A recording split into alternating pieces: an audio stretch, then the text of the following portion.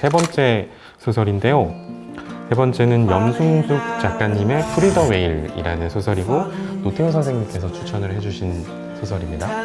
이 프리 더 웨일이라는 소설은 한국 소설에서 최근에 이제 몇 년간 이제 여성 서사 붐이 막 일었었고, 특히 그 중에서도 이제 기혼 유자녀 여성의 어떤 육아 이야기, 직장인 여성, 워킹맘 이야기 이런 것들이 많이 그래도 서사화가 된 편인데, 이 소설이 굉장히 강렬한 어떤 정서를 담고 있다고 느껴가지고, 원래 이제 소설 쓰는데 관심이 있어서 서로 다른 전공이지만 만났던 이제 우상우라는 연인과 나, 소설 쓰는 나의 이제 이야기인데, 갑자기 이제 10년 뒤로 훅 건너뛰어가지고, 우상우라는 이제 연인은 남편이 되었지만 이제 불의의 사고로 죽고 남아있는 아이를 자기가 키우면서 생활도 이제 해나가야 되는 상황에 빠져 있는 거죠. 크게 두 가지 축인 것 같아요. 아이를 키우기 위해서 들어가는 나의 어떤 엄청난 어떤 고단함과 여러 가지 막 그 복잡한 마음들이 한 축이 있고, 또 하나는 내가 직장인으로서 회사에 다니면서 또 내가 겪어야 되는 여러 수많은 어떤 일들, 경험들 이런 것들이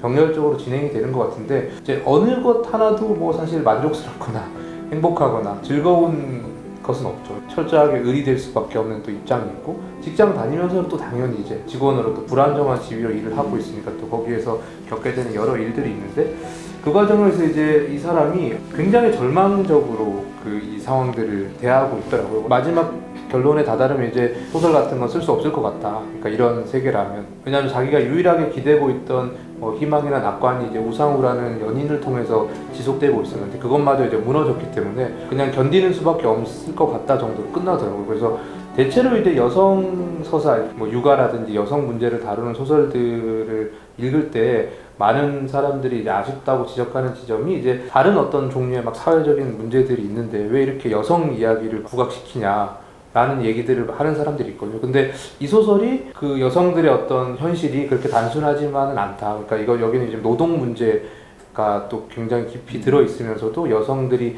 육아나 어떤 가정에서 처하는 현실까지 결합이 돼 있어서 이 두 가지를 또 동시에 다루고 있다는 점에서도 저는 의미가 있는 작품이 아닌가 하는 생각으로 일단은 추천을 하게 됐습니다. 저는 오늘 나온 소설들 중에서는 제일 좀 마음이 독진해지는 소설이었던 것 같아요. 읽을수록 좀 마음이 무거워졌고, 그리고 다른 소설 대비 훨씬 더 화자의 감정이나 입장에 대한 묘사가 더 진득하게 나와서 더 좀 감정이입을 좀 더 많이 하게 된 소설이 아니었나? 라는 생각이 들었고, 저는 제목을 계속 보다 보니까 이제 프리 더 웨일이라는 게 계속 나오잖아요. 네. 결국엔 이제 고래를 해방시키자라는 것인데, 어떤 지점에서 이 화자는 한 번도 누군가한테 고래고래 소리를 쳐본 적이 없는 사람인 것 같아요. 그래서 누군가한테 자기가 불합리하거나 부당하다고 생각하는 것에 대해서 목소리를 가지고 이렇게 크게 소리를 내본 적이 한 번도 없는 사람이어서, 그런 지점에서 약간 제목도 좀 중의적으로 더 다가왔다, 약간 그런 느낌도 있었습니다. 고래고래. 네. 선생님께서는 어떠셨어요? 저는 읽으면서 울었어요. 그러니까 펑펑 운 건 아닌데 이제 눈물이 막 그렁그렁. 특히 저는 마스크에서 완전 분노했는데, 아니 이런 시국 자체가 그런 방역 지침을 엄격히 하고 모두가 조심하고 있는 시기에, 물론 이제 설정이긴 하겠지만 아기 마스크를 이렇게 바꿔서, 이름까지 써놓은 마스크를 바꿔서 했는데도 아무 말 못하는 걸 보고, 근데 그럴 수밖에 없거든요. 또 진짜 실제로 애기를 이렇게 보내보면 해코지 당하는 애기들도 많고 하니까, 뉴스에 내 말을 또 고지고대로 할 수가 없어요. 그러니까 그런 감정이 고스란히 너무 느껴졌고, 그런 소설이었습니다. 저는 이 소설을 관통하는 어떤 이미지가 순학의 이미지고, 마지막에 또 그 프리 더 웨일 그 현수막이 추락하잖아요. 내가 조금 숨 쉬어보겠다고 창문 열려는 그것으로 현수막이 추락하잖아요. 근데 그 앞에 다른 인물도 이제 추락사가 나오고, 그런 게 굉장히 이제 너무 강렬하다 보니까 정말 약간 압도당하는 어떤 무게? 그런 것을 느꼈어요. 아이를 돌보기 위해서 뭐 시간 맞춰서 나가야 되고 이런 좀 초조감을 자연히 직장에서도 조금씩 내보이게 되는데, 이게 너무나 가혹한 말도 안 되는 평가로 돌아왔고, 이런 상황 속에서 현수막이 이제 나의 의지와 상관없이 이렇게 떨어졌다는 것, 정말 절망감 같은 걸로 다가왔고, 또 하나 너무 힘들었던 거는 이 자리 문제 있잖아요. 이 회사에서 부장님이라고 불리는 사람이 그 자리를 없애버린 그런 상황인데, 이게 나중에 또 어떻게 그 자리 이야기가 반복되냐면, 아까 그 장면인데 아이가 이렇게 어린데도 이 아이의 자리를 내가 지켜줘야 되기 때문에 어린이집에 항의를 못하는 거죠. 추락의 이미지, 자리를 지켜야 된다는 그런 이야기들, 이런 것들이 정말 이야기하기 힘들 정도로 무거운 무게감 이런 걸로 다가왔던 소설이었습니다. 워킹맘과 어떤 뭐 싱글맘과 뭐 이런 육아를 한 상황에 대한 소설들이 많지만, 이 소설이 특히 기억에 오래 남는 것은 소설을 쓰는 것과 이 육아하는 것의 공통점, 이것을 계속 뭔가 생각하면서 그것을 써보려고 했던 그런 소설이어서, 그 이상한 아름다움에 대해서 이야기해주는 그런 소설이 아닌가 해서, 이 소설이 하나의 어떤 시작점이 되어가지고 이 이상한 아름다움에 대해서 이야기할 수 있는 다른 소설들이 많이 쓰이지 않을까라는 기대도 갖게 되었습니다. 네.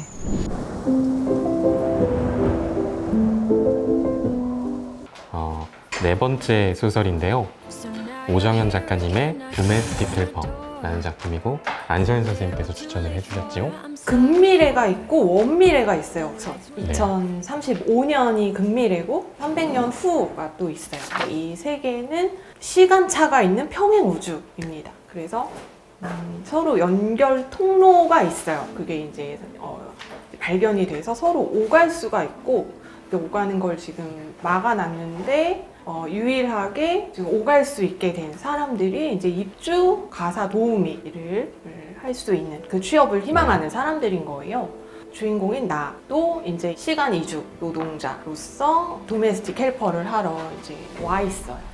이게 되게 특이한 지점은, 보통 미래에서 온 방문자들이 소설에 등장을 할 때는 이 인물들이 굉장히 우위를 갖잖아요. 네네. 이 미래에 일어날 일을 다 알고 있고 많은 것을 할 수 있잖아요. 힘을 갖고 이렇게 되는데, 이 인물은 아무 힘이 없어요. 아무것도 하지 않고 오히려 이제 무력감, 어차피 미래는 내가 살던 그 세계처럼 된다, 그렇게 펼쳐진다, 그러니까 뭔가를 할 의욕도 없고, 그런 어떤 인물로 설정이 되고, 그리고 극미래의 세계가 갖고 있는 어떤 윤리라고 할까요? 그런 지점과 이 원미래의 세계가 갖고 있는 윤리, 이런 것들이 완전히 세계관적인 차원에서 완전히 충돌을 해요. 계속 놔두면 생태가 파괴되고, 앞으로 이제 세계가 이렇게 무너져 갈 것을 알면서 왜 아무것도 하지 않아? 정말 이제 어떻게 보면 게으르고 약간 비윤리적이라는 듯이 이제 이야기를 해요. 원미래에서 온 사람들은. 근데 지금 극미래에 살고 있는 사람들은 이제 이 자본주의 세계관이죠. 그래서 저 사람들 왜 아무것도 안 해? 그러니까 서로가 서로를 볼 때 이제 이 대립각이 발생을 하고, 이것이 이제 오늘날의 어떤 중요한 문제를 이제 소설로 이제 옮겨서 이제 서사화하고 있다. 그래서 이 인격화된 미래가 이제 등장을 해서 우리에게 이제 미래와 어떤 관계를 맺을 것인가, 이런 걸 질문하고 있다는 점에서 의미를 찾을 수 있을 것 같습니다.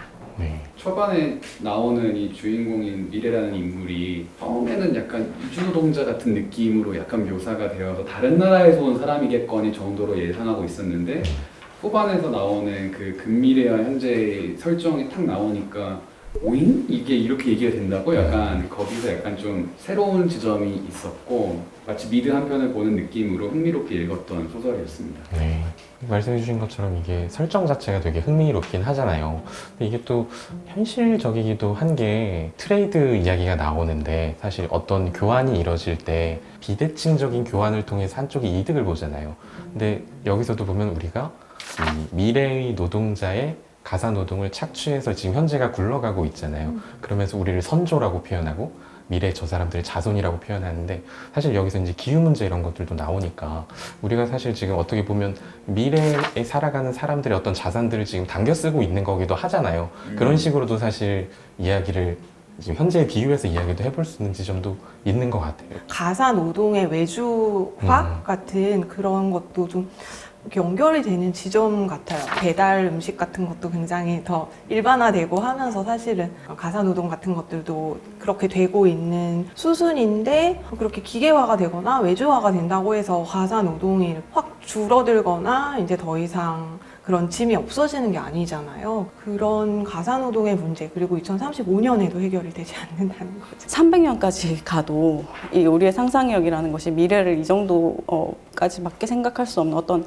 그러니까 이 상상의 한계가 보여주는 어떤 절망감? 그런 것이 강하게 와닿는 소설이었습니다. 300년을 가로지르는 시간 터널의 존재까지는 뭐 설정이 뭐 가능하다고 생각하는데, 그러면 이제 이 두 세계가 어떻게 나름의 공존을 할 수 있고 또 어떤 차이들이 발생하고 이런 것들이 되게 기대가 되는 이제 작품인데, 저는 느낌이 그냥 말씀하신 대로 상상력의 한계가 약간 보이는, 이 작가의 한계라거나 뭐 무슨 이 SF 장르의 한계가 아니고 이 가사 도움이라는 소재를 책정하고 양육이나 어떤 가사를 문제로 우리가 미래의 사회를 생각한다 그러면 사실 더 나은 대안이나 혹은 뭐 더 나아진다고 얘기하기 어려운 어떤 상상력일 수밖에 없겠구나. 저희 시와 소설들 이야기했던 거에 대해서 각자 투표를 해서 한번 이 계절의 시와 소설을 뽑아보도록 할게요. 매번 힘들어할게. 그래서 이게 보니까 1등이 있고 2등도 있어요. 그러니까 2개를 적으실 수 있어요. 예.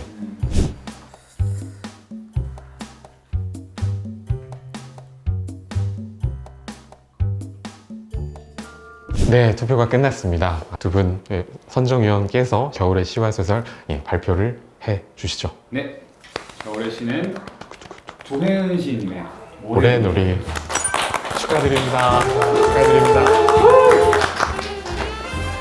겨울의 소설은 염승숙 작가님의 프리더 웨일이 선정되었습니다. 오늘 함께 해주신 두 분께 마지막으로 소감 한마디 여쭤보고 싶어요. 함께 하신 소감. 네, 뭔가 긴 시간 동안 여러분들과 함께 시와 소설에 대해서 격이 없이 얘기할 수 있어서 되게 좋았고, 네. 무엇보다도 저보다도 더 좋은 얘기 들려주시고 좋은 말씀 해주신 다른 분들의 이야기 들을 수 있어서 너무 좋았던 시간이었습니다. 저도 이렇게 모여서 시랑 소설 얘기한 게 상당히 오래됐거든요. 재밌었고, 제가 또 미는 시와 소설이 선정돼서 아주 흡족한 이루었다. 마음으로 집에 갈 수 있게 됐습니다. 마지막이니까 안내 말씀 하나 드리면은 저희 봄부터 겨울까지 함께한 그 시와 소설들 있잖아요.